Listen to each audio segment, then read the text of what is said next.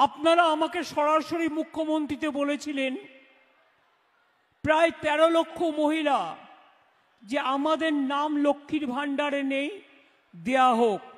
1 ফেব্রুয়ারি থেকে তাদের টাকা যাচ্ছে কি যায়নি?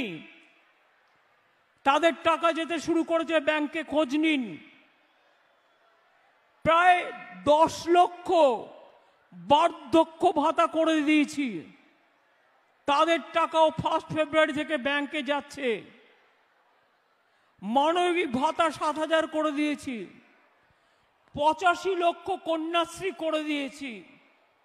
আর এবার বাজেটে একটু বলি, আর একটু ভাই বোনেরা আমার মনে রেখো, যে কোনো রাজ্য কেন, পৃথিবীর যে কোনো রাষ্ট্রকে আমি চ্যালেঞ্জ করতে পারি উন্নয়ন দিয়ে।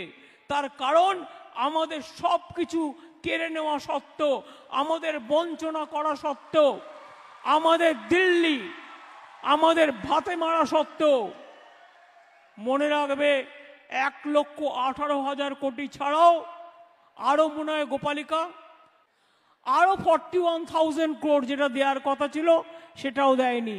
এবার যুক্ত করুন সংখ্যাটা কত হয়। আমি বলছি না, গভর্নমেন্ট অফিসাররা বলছে। দেখুন এবার কি, কই আমার লক্ষ্মীর ভাণ্ডার মা বোনেরা এসছে এখানে? কোথায় দেখি, হাত তুলুন তো। এপ্রিল মাস থেকে যারা 500 টাকা পেতেন 1,000 করে পাবেন।